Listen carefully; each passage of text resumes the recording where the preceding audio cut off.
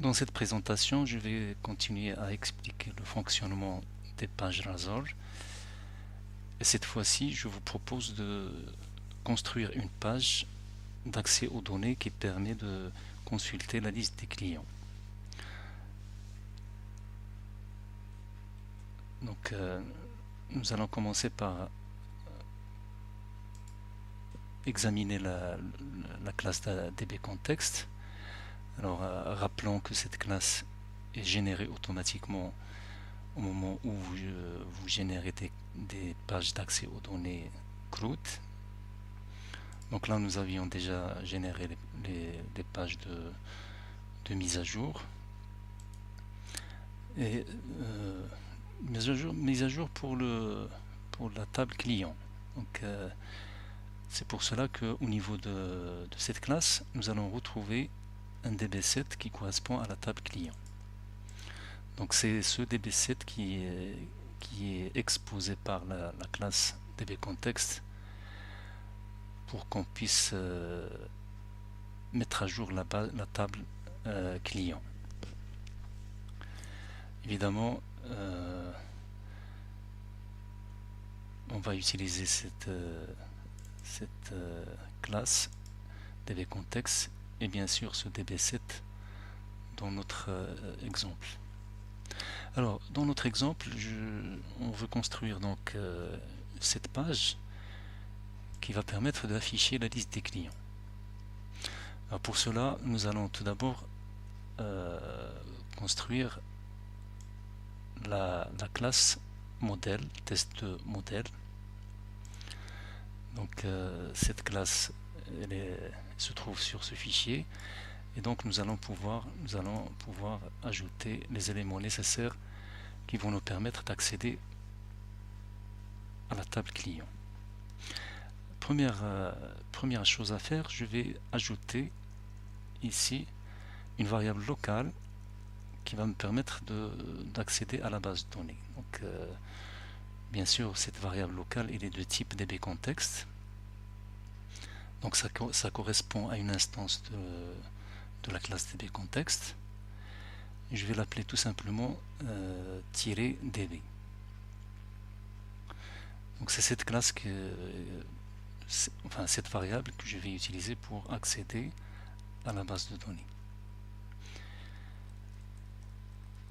Ensuite, je vais créer un constructeur de la classe test de modèle qui accepte un paramètre, en fait le paramètre contexte, qui est créé par l'application. Donc le paramètre ici contexte correspond à une instance, à l'instance qui est créée par l'application au moment du démarrage. Donc je récupère ce paramètre et je l'affecte tout simplement à ma variable locale db.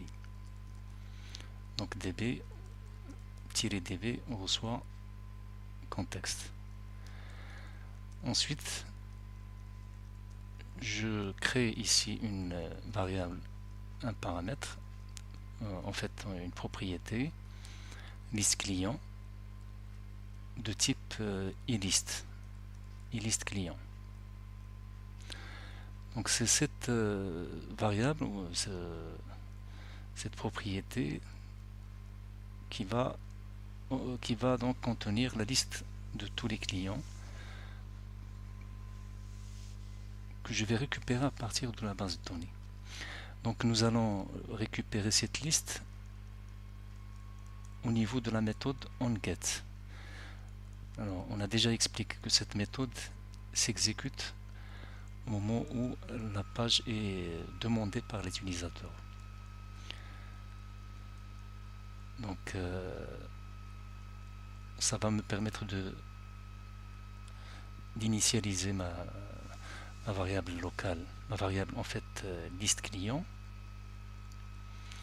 avec cette commande, donc db.client.toList. Donc la méthode toList permet de construire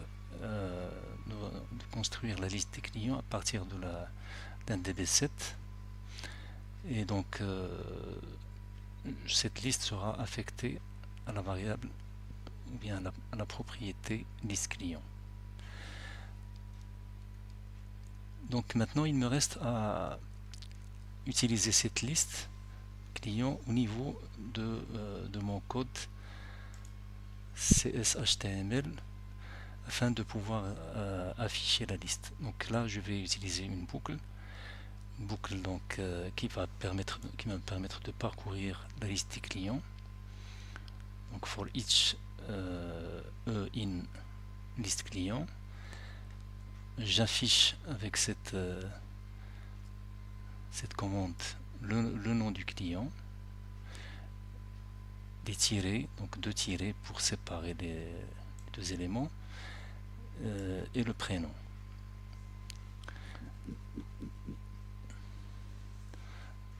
Donc cette expression lambda me permet de récupérer le nom à partir de la variable e, donc la variable e qui correspond bien sûr à un client. J'ai également la même expression lambda qui me permet de récupérer le prénom du client. Voilà, donc il nous reste à tester notre application en lançant l'exécution.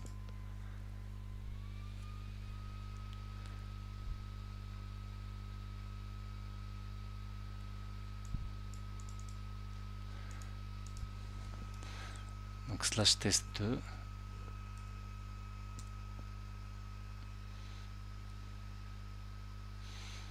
Donc voilà la liste des clients. J'en ai 3 seulement, donc les 3 clients qu'on avait créés auparavant sur la base de données.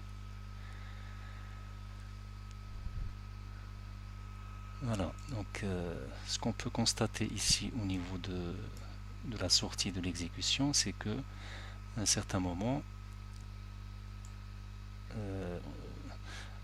une requête select est exécutée. Donc c'est cette requête qui en fait récupère la liste des clients à partir de la table. Voilà, donc dans une prochaine vidéo, nous allons examiner la consultation d'un élément pour voir le détail.